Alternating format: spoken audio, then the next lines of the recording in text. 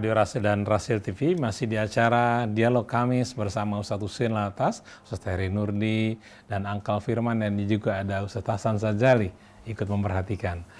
Kelihatannya dialognya makin seru nih. Silakan Ustadz Heri untuk melanjutkan. Angkal Firman dulu. Ustadz, tadi Ustadz sempat bilang nih, Al-Quran sejalan dengan akal. Ini kalau saya ngerasa berat juga ya Ustadz, Al-Quran sejalan dengan akal, terutama untuk orang awam. Akhirnya ujung-ujungnya untuk ngerasa meyakini bahwa Al-Quran sejalan dengan akal, nanya ke guru, nanya ke ustadz. Nah sedangkan ustadznya kan macam-macam Ustadz. Akhirnya ketemu guru yang mengajarkan doktrin. Udah ikutin kata saya, begini-begini. Jadi nggak sejalan dengan akal lagi Ustadz. Gimana Ustadz supaya tetap akal kita sejalan dengan Al-Quran Ustadz? Bismillahirrahmanirrahim. Allah Subhanahu wa taala dalam surat Al-Ahqaf mengajak kita untuk berpikir. Qul ara'aitum ma tad'una min dunillah. Katakan. Terangkan, jelaskan kepadaku apa-apa yang kalian sembah selain dari Allah. Aruni madza khalaqu minal ard. Tunjukkan padaku apa sih yang telah mereka ciptakan dari bumi ini. Ada wilayah bahagian dari bumi, umpamanya benua yang mereka ciptakan. Am lahum syirkun fis samawat, atau mereka mungkin memiliki saham dalam penciptaan langit. Ituni bi kitabim min qabli hadza aw atharatin min ilmin in kuntum shadiqin. Kalau itu ucapan kalian, buktikan ke hadapanku dengan sebuah kitab yang Allah turunkan sebelum Quran, atau fakta-fakta ilmiah yang mendukung ke arah tersebut. Au atharatin min ilmin in kuntum shadiqin, kalau kalian benar. Kira-kira di sini Allah mengajak mereka berpikir apa tidak? Mengajak. Nah, kalau kita ingin membedakan bahwa berhala itu salah, tidak patut disembah. Yang patut disembah adalah Allah, karena Dia yang menciptakan langit, bumi, dan termasuk yang menciptakan kita. Dan Allah tidak sama dengan makhluknya. Kalau makhluknya merupakan jasad-jasad, materi-materi, benda-benda yang butuh, sedangkan Allah maha kaya dari makhluknya dan seluruh alam raya. Ini kira-kira argumentasi akliyah bukan? Iya. Allah berfirman, am khuliqu min ghairi syai'in am humul khaliqun. Apakah mereka diciptakan min ghairi syai', dari ketiadaan? Apakah mereka yang menciptakan diri mereka sendiri? Am khuliqu min ghairi syai'in am humul khaliqun. Apakah mereka yang lahir begitu saja tanpa pencipta? Kalau ada orang mengatakan bahwasanya kamera ini terjadi dengan sendirinya, orang percaya enggak? Enggak. Televisi terjadi dengan sendirinya. Apalagi manusia yang begitu luar biasa. Sangat Ini pertanyaan sekali. kompleks. Apakah mereka lahir terjadi begitu saja? Apakah mereka yang menciptakan diri mereka sendiri? Am khalaqus samawati wal ard. Apa mereka yang menciptakan langit dan bumi? Bal la yuqinun. Jadi kita lihat ini semua argumentasi yang mengajak kita berpikir. Lihat dalam Al-Quran. Wa ilahukum ilahun wahid. Tuhan kalian yang sebenarnya hanya satu. Yang lain Tuhan palsu. La ilaha illa huwa. Tiada Tuhan selain daripadanya. Ar-Rahman, Ar-Rahim, yang maha pengasih lagi maha. Nah, Allah begitu menegaskan hal ini, Allah paparkan argumentasi. Tidak pernah Allah menegaskan sesuatu tanpa dalil. Bahkan Allah pun tidak doktrin ya, Tidak pernah. bahasanya. Allah tidak pernah sama sekali menegaskan kepada hambanya untuk menerima sesuatu tanpa dalil. Ayat berikutnya, inna fi khalqis samawati wal ard wa ikhtilafil laili wan nahar la ayatin li ulil albab. Inna fi khalqis samawati wal ard. Kemudian waqtilafil laili wan nahar wal fulkil lati tajri fil bahri bima yanfa'un nas wa ma anzalallahu minas sama'i mimma'in fahiya bihil arda ba'da mautiha wa batha fiha min kulli dabbah wa tasrifir riyah was sahabil musakhkhari bainas sama'i wal ard la ayatin liqaumi ya'qilun. Kita lihat. Pada ciptaan langit bumi, pada perubahan malam dan siang yang silih berganti, bahtera yang mengarungi samudra, air hujan yang Allah Subhanahu wa taala turunkan menghidupkan ya, menghidupkan bumi setelah kematiannya, melahirkan tumbuh-tumbuhan yang beraneka ragam, hewan-hewan yang berkembang biak di atas permukaan bumi, awan yang ditahan oleh Allah di antara langit dan bumi, semua merupakan tanda-tanda bagi orang yang berakal. Betul enggak? Betul, betul, Ustaz. Jadi kita lihat bagaimana Allah berbicara kepada manusia melalui akalnya. Seorang baru menjadi mukallaf kalau dia berakal. Kalau tidak berakal, dia bukan seorang mukallaf, bukan khalifah Allah. Oleh karena itu Allah melarang orang untuk merusak akalnya, baik dengan minuman, baik dengan makanan, Narkoba, atau perbuatan apa saja yang bisa menghilangkan akal, berarti menghilangkan kedudukan dia sebagai khalifah Allah. Kalau dia kehilangan akal bukan atas perbuatan kesengajaan, dimaafkan oleh Allah.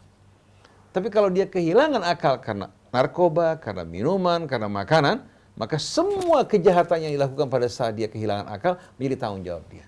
Oleh karena itu, kalau kita ingin memberikan perumpamaan mengenai akal, perumpamaan sederhana sekali. Akal mirip dengan mata.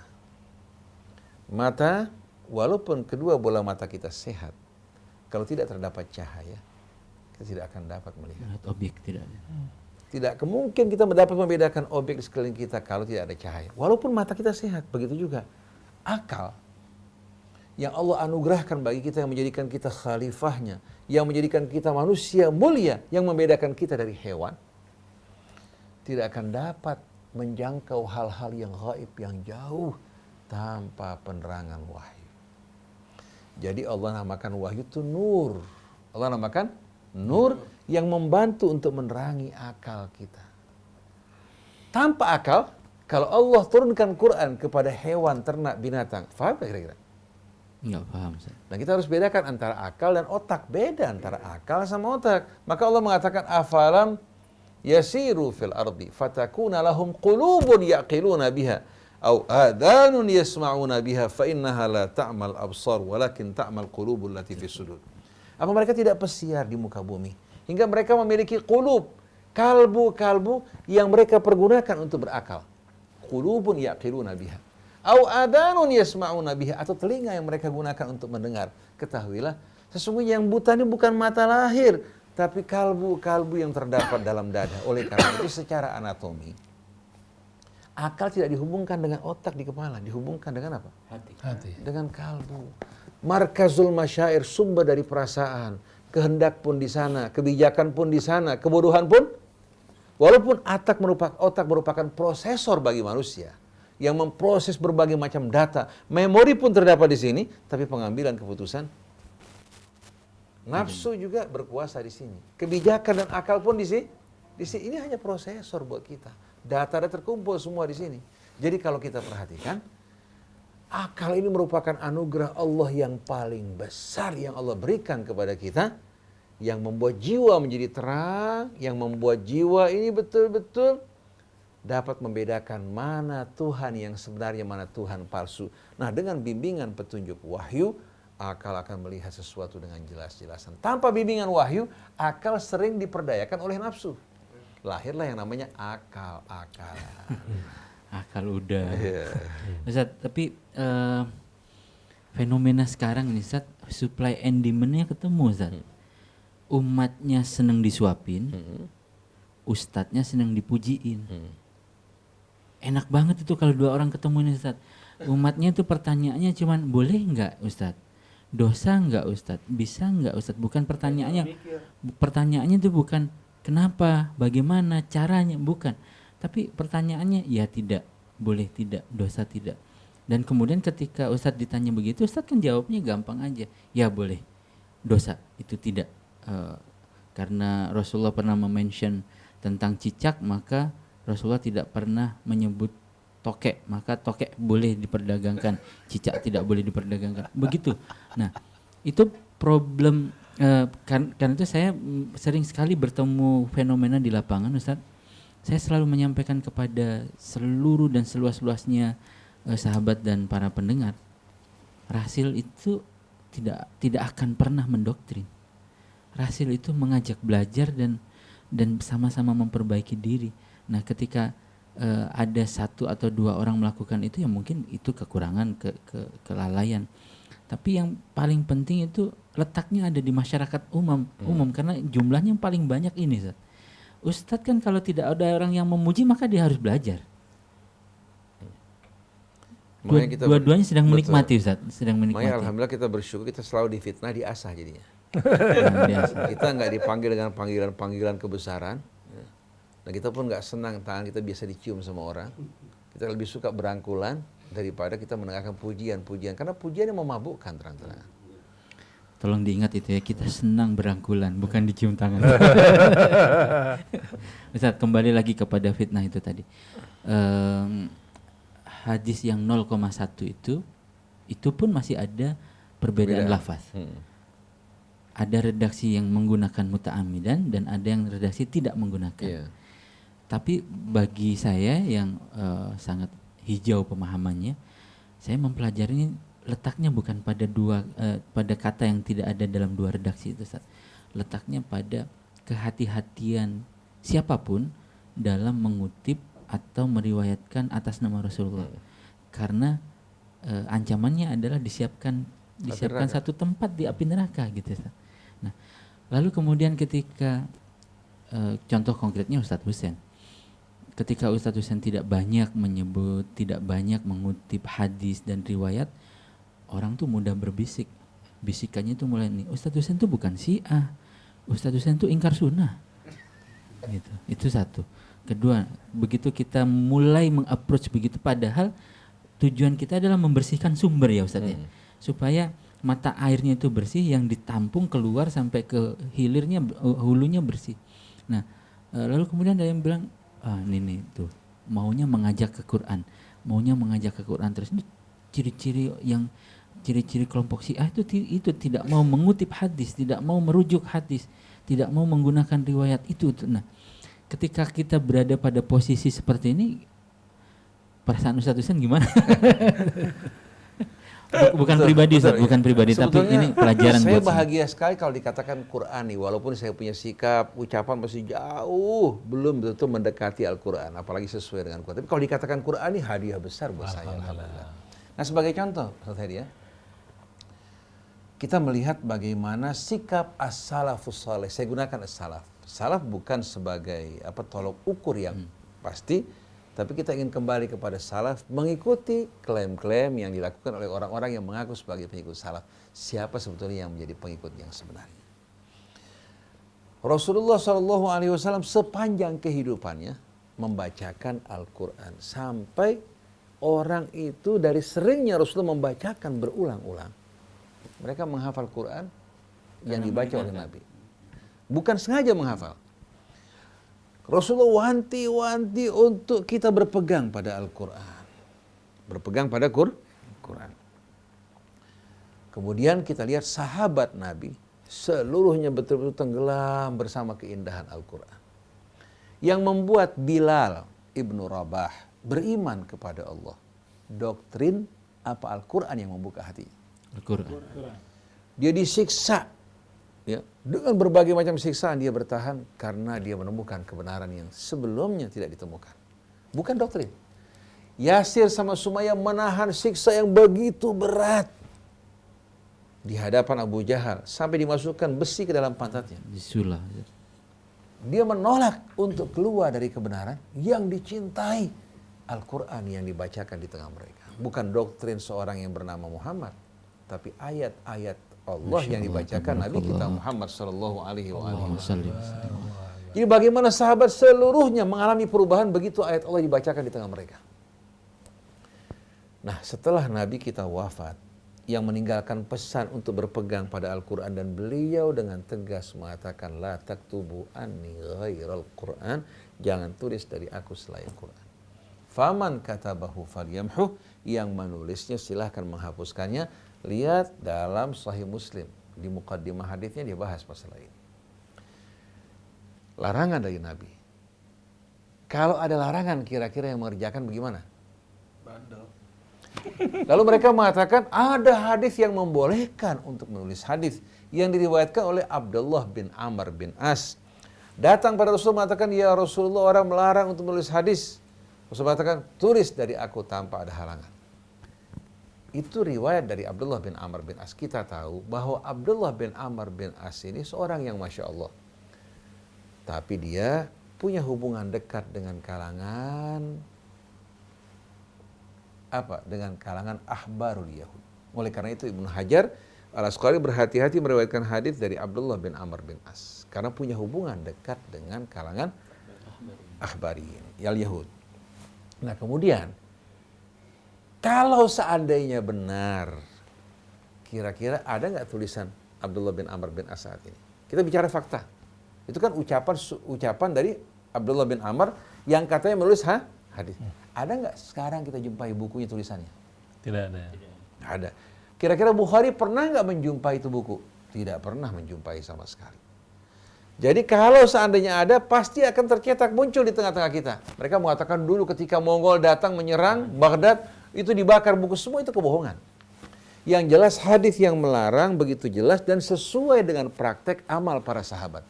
Dan kalau memang hadis itu merupakan pedoman, hadis bukan sunnah ya, pedoman yang harus kita ikuti, harus dijaga, kok kenapa Rasulullah nggak merintahkan menulis? Kenapa para sahabat Khulafa ar-Rasyidin tidak memerintahkan menulis? Kenapa pada masa tabi'in tidak terdapat hadis? Yang terjadi justru sebaliknya, sebagaimana riwayat Ibnu Mulaikah yang meriwayatkan bahwasannya Abu Bakar As-Siddiq radhiyallahu anhu melihat pertentangan di antara orang-orang yang meriwayatkan hadis. Langsung beliau mengatakan, innakum takhtalifuna fir riwayati an Rasulillah, kalian berbeda-beda dalam meriwayatkan hadis dari Rasulullah. Falladzina ya'tuna ba'dakum sayakhtalifuna aktsar, orang-orang yang datang setelah kamu pasti akan bertentangan lebih dahsyat lagi. Fa idza sa'alakum sa'ir, kalau orang bertanya, qulu lahum bainana wa bainakum kitabullah, katakan di hadapan kami kitab Allah. Yang Allah perintahkan ikuti, yang dilarang jauhkan, yang Allah wajibkan patuhi, ya. Yang dilarang tinggalkan. Bagaimana perintah-perintah tersebut dikembalikan pada Al-Quran. Umar ibn Khattab berencana untuk mengumpulkan hadis di istikharah 1 bulan. Akhirnya istikharahnya melarang dia dibakar semua kumpulan-kumpulan hadis. Ibnu Mas'ud juga begitu. Imam Ali pun sama. Begitu pula Utsman bin Affan. Ada yang menjumpai buku-buku hadis, langsung mereka bakar semuanya. Nah kalau ada kasus dihadapi oleh Abu Bakar, oleh Umar, lalu mereka tidak menjumpai nas tegas dalam Al-Quran, mereka bertanya, ada tidak di antara kalian yang pernah menyaksikan Rasulullah memberikan keputusan dalam masalah ini? Kalau ada, dipanggil. Mana saksimu? 2 orang.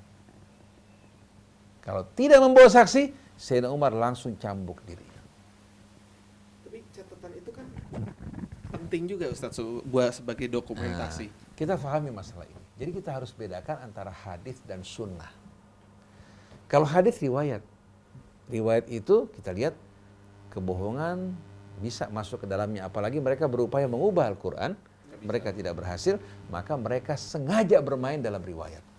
Tapi kalau sudah sunnah, itu kembali kepada pola, cara ya yang dilakukan Rasulullah SAW, dan sunnah itu diriwayatkan dari mana? Dari jamaah. Oleh karena itu, sholat kita ini kebanyakan sunnah amaliyah. Sunnah amali, turun-temurun generasi demi generasi yang meriwayatkan kepada kita. Kalau ada perbedaan itu bukan sunnah amaliyah, sunnah qauliyah.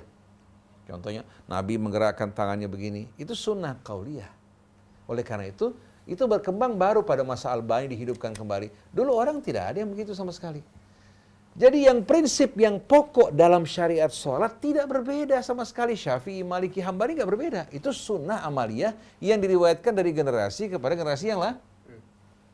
Tapi berkaitan dengan hadis, semenjak maraknya hadis, mulai terjadi pertentangan perselisihan di antara umat. Setiap kelompok membuat hadis-hadis palsu untuk menyerang kelompok yang lain. Oleh karena itu Nabi ya dalam sabdanya mengatakan man kadzaba alayya falyatabawwa maq'adahu minan nar, sedangkan tambahan muta'ammidan saya curiga ini merupakan tambahan pemalsuan. Kenapa? Kalau Nabi mengatakan man kadzaba alayya falyatabawwa maq'adahu minan nar, ini menunjukkan itu orang harus berhati-hati tidak mengatakan qala Rasulullah kecuali kalau yakin dari Rasul. Untuk meyakinkan dia jangan melihat hanya sanadnya. Lihat juga apa? Isinya cocok dengan Quran apa tidak. Karena Quran dan Rasul bagikan matahari dan bulan. Matahari memancarkan cahayanya, begitu apa? Tenggelam, kemudian refleksi, ya matahari dipantulkan oleh bulan ke bumi kita. Jadi Nabi ini betul-betul tidak pernah berbeda dengan Al-Quran. Oleh karena itu, untuk membuktikan kebenaran ini dari Rasul dan tidak, cocokkan dengan Quran. Dan riwayat yang kita perhatikan setelah itu baru katakan qala Rasulullah. Oleh karena itu para imam hadis, para imam ahli hadis, mereka nggak sembarangan bilang qala Rasulullah. Ada sighah at-tashih, ungkapan yang menunjukkan sahihnya hadis, ada sighah tamrid yang menunjukkan sakitnya itu hadis. Sighah tashih qala Rasulullah. Tegas. Gitu. Iya, atau sami'tu Rasulullah yaqul. Tapi kalau sudah bilang ruwiyah, saya sering menggunakan ruwiyah. Ruwiyah an Rasulillah qauluh. Tidak berani mengatakan qala Rasulullah. Tapi kenapa di buku-buku sekarang banyaknya Rasulullah bersabda, terutama yang terjemahan Hatta Indonesia. Duratun Nasihin, isi kitab dongeng begitu isinya. Keberanian orang untuk meriwayatkan hadis. Orang beranggapan kalau Quran kita baca, Quran tuh nggak isinya nggak ada dongeng, nggak mengasyikkan. Ini di kalangan Ahlus Sunnah maupun Syiah sama. Syiah punya buku namanya Al-Kafi yang ditulis oleh Al-Kulaini. Jumlah hadisnya 16.000. Kalau Bukhari paling cuma 6.000 sekian. Ini 16.000. Ulama-ulama ahli usul di kalangan Syiah yang kurang difahami, kurang didengar oleh banyak orang, menyatakan 2/3 hadis Al-Kafi itu hadis-hadis yang tidak dapat diterima. 2/3, mayoritas. Iya. Sedangkan akhbariyin Syiah mirip dengan ahlul hadis di kalangan ahlus sunnah. Mereka getolnya sama hadis luar biasa. Jadi kalangan Syiah ini yang akhbariyin sama hadis luar biasa getolnya. Kalau kalangan usuliyin berhati-hati. Hadis yang tidak cocok dengan Quran, mereka buang jauh-jauh. Sesuai dengan perintah daripada keluarga Rasul di atas. Idza rawaitum an Rasulillah wa anna fa'ribuhu ala kitabillah. Kalau kalian riwayatkan hadis dari Rasulullah atau dari kami, cocokkan dengan kitab Allah. Fama wafaqahu fakhudhu wa ma khalafahu fatruku. Yang cocok kalian ambil, yang tidak cocok kalian buang. Di Ahlus Sunnah juga usuliyin mengatakan begitu. Al-Khatib Al-Baghdadi, Abu Ishaq Asy-Syirazi, mereka bilang kalau sudah tidak cocok dengan Quran bukan sunnah Rasul. Itu hadis palsu. Jadi kalau orang bilang Ustadz Husain bukan Syiah tapi ingkar sunnah, atau Ustadz Husain itu merupakan ciri-ciri orang Syiah karena menolak hadis, ketahuilah orang Syiah juga paling demen sama hadis. Kalau kita baca buku-buku Syiah tuh, apalagi kalangan akhbariyin, la ilaha illallah, sama hadis luar biasa. Bahkan kita lihat bagaimana Pak, mereka meriwayatkan hadis-hadis yang akal kita nggak bisa terima sama sekali. Begitu juga di kalangan Ahlus Sunnah juga banyak. Nabi Musa nempeleng Israel, matanya keluar. Nah kalau Nabi bisa nempeleng malaikat seperti Israel, berarti malaikat kurang kuat dong untuk mencabut nyawa, betul enggak? Nabi Musa telanjang di tengah-tengah kaumnya, kan nggak masuk di akal semua. Nabi Sulaiman dalam satu malam menggauli istri sebanyak 100 orang, ini kan nggak masuk di akal semua. Nah akal diberikan bimbingan oleh Allah Subhanahu wa Ta'ala. Dengan datangnya Al-Quran yang memberikan penerangan, mereka mengatakan masa kita menisbatkan kata-kata sifat-sifat kotor pada Nabi kita Muhammad SAW yang katanya tergiur pada Zainab, yang kelihatan pakaiannya, yang terbuka pakaiannya. Nabi Daud juga katanya merampas istri tentaranya. Begitu juga Nabi Musa telanjang di tengah-tengah kaumnya. Nabi Sulaiman, ini sebetulnya hadis-hadis buatan olahan orang-orang Yahudi yang dari mulai dulu kalau kita baca perjanjian lama isinya semua hal-hal yang tidak baik pada para nabi. Jadi kesimpulannya, Tapi dongeng kan seru, Zat. nah itu dia. Maka ada ulama Syiah. Saya baca buku namanya Malhamah Husainiyah yang ditulis oleh Asy-Syahidil Mutahhari. Itu buku pernah dibakar di tengah lapang-lapang. Karena apa? Karena buku ini menjelaskan fakta yang sebenarnya mengenai wafatnya Imam Husain tidak dengan iming-iming bumbu yang kelebihan. Sekali waktu Syahidil Mutahhari menegur seorang. Kenapa? Kamu kok cerita bohong untuk membuat orang menangis? Ya. Dia bilang kalau saya cerita yang sebetulnya, mereka nggak bakal menangis. Nggak dramatis. Nggak dramatis dan mereka juga tidak akan mengeluarkan uang dari kantong mereka. Tapi dengan cerita-cerita yang berlebih-lebihan ini, didramatisir, membuat orang terseduh-seduh, dan uang juga keluar dari kantong. Bil fulus. Nah kalangan-kalangan sufi juga yang menyimpang seperti ini. Kalangan salafi juga sama. Yang menyimpang, yang gemar membaca hadis meriwayatkannya walaupun bertentangan dengan akal dan Al-Quran, mereka juga melakukan hal yang sama. Semua ini sebetulnya pedagang-pedagang agama, broker-broker agama. Yang diciptakan oleh Tuhan-Tuhan palsu yang disembah oleh manusia. Beragamanya bukan beragama mengikuti petunjuk Allah, tapi seperti Ustaz Heri bilang tadi apa? Bertanya pada Ustadz, Ustadz mengatakan A, B, C, D, diikuti tanpa sama sekali dicernakan. Oleh karena itu ketika seorang mufti mereka Abdul Muhsin Al-Ubaikan mengatakan bahwa dibolehkan seorang supir supaya menjadi muhrim bersama anak perempuannya menyusu dengan apa? Nyonyahnya. Dengan ibu itu anak. Jadi Ubaikan mengatakan untuk menjaga supaya tidak terjadi hubungan yang haram, maka supir-supir dari luar daerah yang datang ke Saudi Arabia boleh menyusu dengan istri majikannya supaya mengantar anak perempuannya ke sekolah menjadi muhrim, menjadi ibu susu. Mesir langsung heboh, bahkan ulama Saudi pun heboh. Itu hadis dipetik dari Sahih Muslim. Yang meriwayatkan katanya Sayyidah Aisyah. Sayyidah Aisyah juga suka memasukkan laki-laki ke dalam rumahnya, ya, setelah memerintahkan laki-laki tersebut untuk menyusu dengan salah satu keluarganya. Saya bilang ini bohong-bohong, menodai, mencemari kesucian Sayyidah Aisyah Ummul Mukminin radhiyallahu anha yang disucikan Allah dalam kitabnya. Jadi mereka menodai kehormatan Sayyidah Aisyah, menodai kehormatan Rasulullah, menisbatkan pada Rasul apa-apa yang bertolak belakang dengan Quran. Kok nggak marah Ustaz? Yang heran, jelas-jelasan mereka merendahkan, menghina istri Nabi, sama dengan orang Syiah juga apa? Yang menghina istri Nabi. Bahkan dalam riwayat disebutkan, Sayyidah Aisyah kalau ingin memasukkan laki-laki, pemuda-pemuda ke dalam rumahnya bertemu sama dia sengaja suruh menyusul dengan apa? Dengan salah satu daripada saudaranya. Ini kan jelas-jelasan apa? Menunjukkan hal-hal yang kurang baik. Itu dalam kitab Muwatta'nya ada, dalam Musnad Syafi'i, tapi Imam Syafi'i mengatakan ini tidak mungkin sama sekali. Seandainya mungkin pada Salim, ya, Maula Salim, ya, itu hanya Salim Maula Abu Hudzaifah, itu hanya merupakan hal yang khusus bagi dirinya. Kenapa? Karena Quran dengan tegas mengatakan wal walidatu yurdi'na auladahunna haulaini kamilaini liman arada an yutimma radha'ah. Ibu-ibu mereka menyusui anak mereka selama 2 tahun bagi siapa yang mau menyempurnakan masa menyusui. Artinya sudah sempurna masa menyusui 2 tahun. Jadi jelas-jelasan bagaimana Allah mengatakan apa? Dalam surat Al-Luqman, dalam surat Al-Ahqaf, hamalathu ummuhu wahnan ala wahnin, ya, wahalathu ummuhu kurhan wa wada'athu kurhan, kemudian wa hamluhu wa fisaluhu 30 syahra. Dalam surat Luqman wa fisaluhu fi amain. Kalau masa hamil, masa menyusui 30 bulan, dalam surat Luqman disebutkan masa menyapinya selama 2 tahun. Kalau 30 bulan dikurangi berapa? Dikurangi apa? Berarti apa? Kan 2 tahun. Wa fisaluhu fi amin, masa menyapi itu 2 tahun. Berarti masa bayi sempurna dalam kandungan 6 bulan, masa menyusui cuma 2 tahun.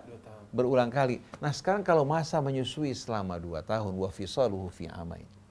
Wal walidatu yurdi'na auladahunna haulaini kamilaini liman arada an yutimma radha'ah. Bagaimana mungkin Nabi memerintahkan seorang yang sudah dewasa untuk menyusu dengan seorang wanita dewasa?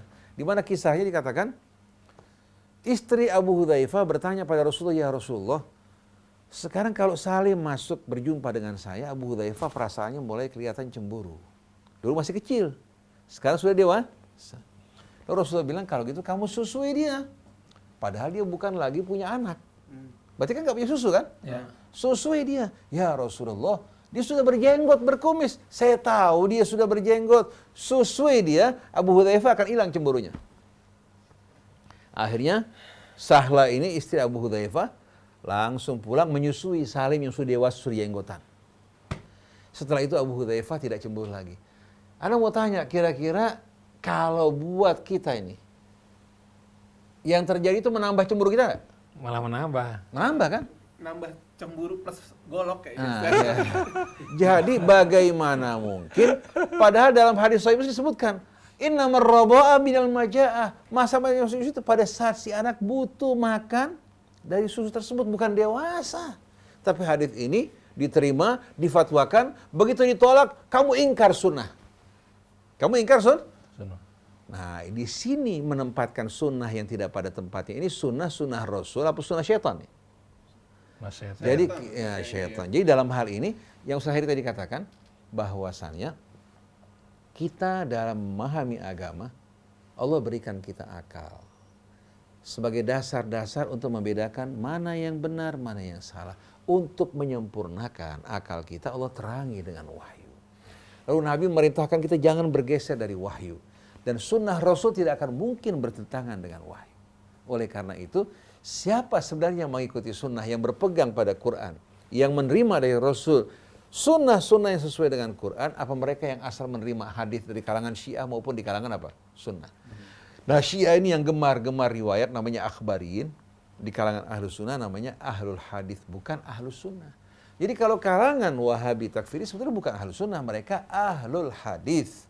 Sedangkan yang di Krosni mereka mengatakan kita menerima berbagai macam ilmu disiplin untuk mengkaji memahami Al-Quran. Karena Quran berbicara tentang ilmu yang bermacam-macam. Terkadang mengenai astronomi, terkadang mengenai pertumbuhan anak dalam kandungan, terkadang berbicara mengenai ayat-ayat Allah di langit, di bumi, lautan.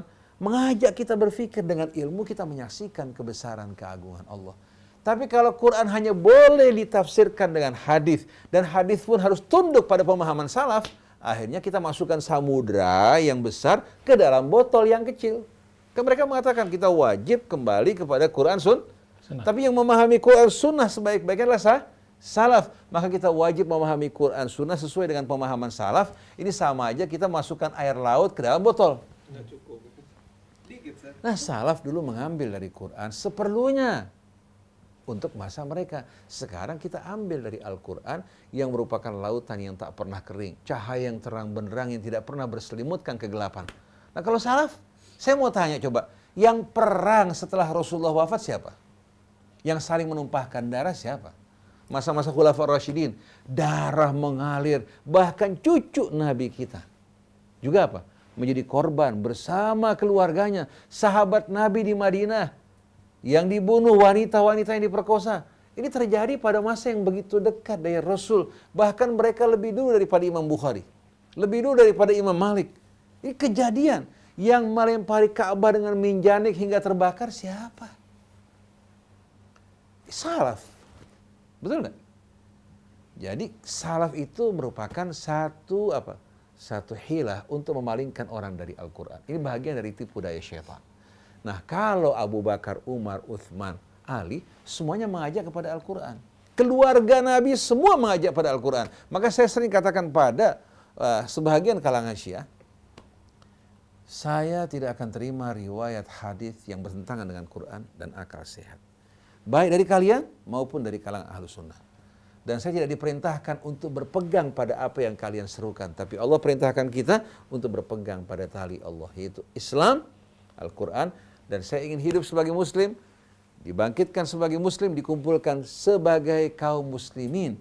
Bukan dengan atribut golongan manapun. Tapi kalau kepada keluarga Rasul, saya junjung tinggi dan saya cintai mereka. Terhadap sahabat Rasul yang mulia, saya cintai mereka. Tapi tidak sama sekali, ya, saya mengikuti sesuatu dengan cara membuta dan menerima begitu saja. Allah berikan saya akal yang memuliakan saya tidak mau sama sekali menodai akal, meletakkan akal di kaki. Ya. Lalu apa?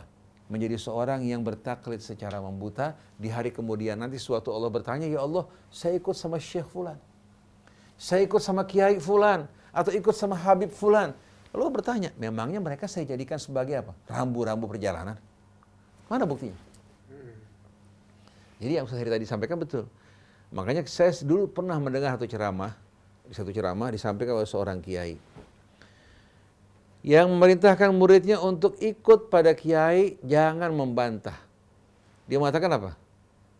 Kun ma'asyaikhika mithlal janazati fi yadil ghasil. Jadilah kamu di hadapan gurumu seperti jenazah di tangan orang yang memandikan. Yuqallibuha kaifa masya. Dia membolak-balikan sebagaimana yang dikehendaki. Kita yang berakal, yang disuruh berpikir, diharuskan seperti jenazah yang dimandikan oleh orang yang mandikan jenazah. Apa jadinya coba? Ini disampaikan di antara para pengikut. Dan semua deman suka dengan cara seperti ini. Jadi yang ribut sebetulnya bukan kaum muslimin. Yang ribut ini para pengikut yang fanatik pada pendapat guru masing-masing. Mau dari NU, dari Muhammadiyah, dari Persis, dari Salafi, dari Syiah, dari Sunnah, yang mengatasnamakan semuanya. Kalau umat Islam yang berserah diri pada Allah, yang tujuan mereka Allah, mengharapkan ridha Allah, ingin mencari kebenaran, tidak mungkin mereka ribut. Jadi yang perang sekarang ini apa? Orang-orang yang diselimuti oleh hawa nafsu angkara murka. Jadi apa yang diperjuangkan saat ini oleh Saudi Arabia? dengan mengatasnamakan ahlus sunnah. Bukan saya mengatakan mereka bukan ahlus sunnah, tapi ulama-ulama yang berkumpul di Grozny yang mengatakan mereka bukan ahlus sunnah. Begitu pula di Malaysia dengan fatwa para ulamanya.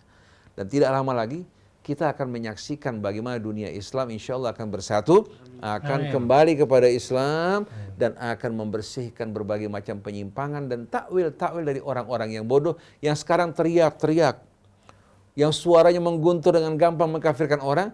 Nanti pada saat umat bersatu mereka akan menyembunyikan kepala mereka bagaikan katak yang menarik kepalanya ke dalam tempurung. Oke, ini ada pertanyaan dari pendengar nih, Ustaz. Kalau mengutamakan akal itu bukan paham Mu'tazilah, Ustaz? Kalau kita menjadikan akal di atas Quran di bawah, itu sesat. Kalau kita meletakkan Quran, akal di atas, Quran di bawah, sebaliknya. Kita justru menempatkan akal pada posisinya bagaikan mata di hadapan cahaya. Allahu nurus samawati wal ard. Contohnya jangan jauh-jauh, Mas Krisna. Kita semua memahami bahwa hakikat ini terbagi 3.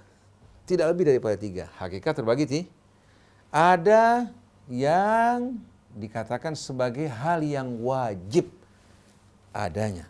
Dan mustahil dia tidak ada. Itu Allah. Karena adanya alam raya tergantung apa? Adanya Allah. Tapi ada yang bersifat mungkin. Boleh ada, boleh tidak. Saya ini kalau tidak ada nggak berpengaruh apa-apa terhadap alam raya. Betul nggak? Kita ini mungkinat. Langit bumi kalau hilang, kekuasaan Allah berkurang nggak? Tidak. Oleh karena itu, semua minal mumkinat. Berkaitan dengan surga, dengan berbagai macam keajaibannya. Itu bukan hal yang mustahil. Betul enggak? Oleh karena itu cerita Allah mengenai sungai susu, sungai madu, itu merupakan hakikat-hakikat yang tidak bertolak belakang dengan akal kalau dikembalikan kepada Allah. Kalau mereka mengatakan tidak mungkin sama sekali surga, sungai yang mengalir. Ya kalau pakai akal kamu, kemampuan kamu nggak mungkin. Kemampuan kamu. Tapi akal menerima kalau datangnya dari Allah wajibul wujud yang menciptakan langit, bumi dengan kebesaran keagungannya. Bagi Allah mudah sekali untuk menciptakan sungai-sungai madu, susu, dan lain sebagainya. Cuma orang kadang-kadang menggunakan kata akal, menolak semua ini sih khurafat. Itu bukan akal sebetulnya. Kenapa? Karena dia ukur Allah kemampuannya dengan dirinya. Nggak masuk dia akal. Isra Mi'raj dari apa? Makkah menuju ke Masjidil Haram, kemudian berangkat menuju Sidratil Muntaha yang begitu jauh dalam 1 malam. Iya, kalau kamu nggak bakal mampu, Rasulullah juga nggak bakal mampu. Cuma Allah yang berangkatkan. Makanya Allah bilang, Subhana, dimulai dengan Maha Suci Allah untuk menjelaskan bahwa ini bukan pekerjaan manusia. Iya. Nah, ada hakikat yang sifatnya wajib, ya. Itu Allah Ta'ala yang dikatakan wajibul wujud, karena semua yang ada ini bergantung pada Allah. Yang kedua, al-mumkinat, hal yang bisa ada, bisa tidak ada. Kalau Allah kehendaki adanya, kalau Allah sebutkan keberadaannya, kita beriman dengan akal kita, karena ini kekuasaan Allah. Yang ketiga, hakikat yang namanya mustahil. Mustahil Allah itu 2. Kalau Allah 2, langit bumi akan hancur. Betul nggak? Kalau ada Brahma, ada Shiva, hancur langit bumi. Yang satu membangun, satu menghancurkan kan? Jadi yang ketiga ini merupakan hakikat yang mustahil. Ya. Orang-orang ada di Hong Kong itu menarik itu. Kalau pembantunya Muslim, majikannya agama setempat, mereka nggak mau satu rumah. Atau kalau dia mau sholat, cari tempat lain. Saya nggak mau di rumah ini ada 2 Tuhan. Bayangin, logika itu aja sudah. Di rumah nggak boleh 2 Tuhan, bagaimana langit bumi? Walau kana fihi ma'alihatun illallah la fasadata. Kalau di langit dan di bumi ada Tuhan-Tuhan selain Allah, pasti apa? Akan rusak. Kita di rumah kita ini ada berapa kucing perempuan? Ya Allah, tiap malam kucing laki-laki tetangga mesti berantem di tempat kita. Memperebutkan perempuan. Di kucing tangga ada 3-4, tiap hari berantem. Di belakang rumah, depan rumah, yang diperebutkan kucing perempuan. Bayangin coba. Ini baru kucing-kucing memperebutkan wilayah kekuasaan. Makanya kucing punya penyakit, kucing laki-laki ini. Kemana dia kalau sudah mulai kawin, di mana tempat curut kencing. Itu merupakan apa? Menunjukkan daerah kekuasaan dia. Makanya kalau ketemu sama kucing lain, pasti berantem. Melanggar wilayah kekuasaan. Jadi kalau seandainya ada Tuhan selain dari Allah di langit dan di bumi, pasti langit bumi ini akan mengalami kehancuran. Jadi merupakan hal yang mustahil. Mustahil juga 1 sama dengan 3, 3 sama dengan 1. Mustahil. Ya kalau satu, 3, 3. Jadi bagaimana mungkin berbagai macam kepalsuan, kebohongan dapat diterima. Nah, kita ini umat Islam kadang-kadang menerima hal-hal yang mustahil. Padahal hakikat terbagi 3, yang wajib, ya, yang pasti benarnya, yang mustahil, yang ketiga yang mungkin. Nah, kalau kita dikatakan, digambarkan dalam Al-Quran, hal-hal yang akal belum bisa memahami hakikatnya, tapi datang dari Allah, kita yakin, aman nabillah. Berarti kita nggak menempatkan akal di atas, betul nggak? Quran memerintahkan kita, umpamanya mendirikan sholat sebanyak 5 kali, kenapa bukan 10 kali aja? Itu bukan urusan kita. Kita ikuti perintah Allah. Kalau Allah mengatakan langit terbagi menjadi 7 susun, kita terima, beriman kepada Allah. Mau lebih aja terima. Terima. Allah, sekarang masalahnya, ya Allah, jangankan jauh-jauh bicara mengenai langit. Rahasia diri kita nih banyak yang belum kita ketahui. Yang dulu belum terungkap, sekarang terungkap. Maka Allah mengatakan, sanurihim ayatina fil afaq wa fi anfusihim hatta yatabayyana lahumul haq. Kami akan pertunjukkan di hadapan mereka ayat kebesaran kami di afak, di cakrawala dan di langit, termasuk dalam diri mereka. Jadi hari demi hari manusia ini semakin cepat mengungkap rahasia kebesaran Allah. Nah, setelah itu baru terjadi kiamat atas orang-orang yang tidak mau berakal dan berpikir. Iya, cepat yang belum nikah. Silakan. Iwan, jangan lupa hari Kamis kita akan jumpa lagi dalam dialog Kamis. Kami juga kadang-kadang suka bertandang ke rumah Satu Sen. Obrolannya seperti ini. Banyak pengetahuan yang kita dapatkan dari Satu Sen ya. Kita doakan mudah-mudahan Satu Sen sehat ya. Mudah-mudahan terus berbagi ilmu kepada kita. Terima kasih Ustaz Hari, Angkal Firman dan Ustaz Hasan Sajali, Satu Sen. Terima kasih. Saya Muhammad Krisna, Ondi dan juga Andri, juga Huzaifah. Mohon pamit. Wabillahi taufiq wal hidayah.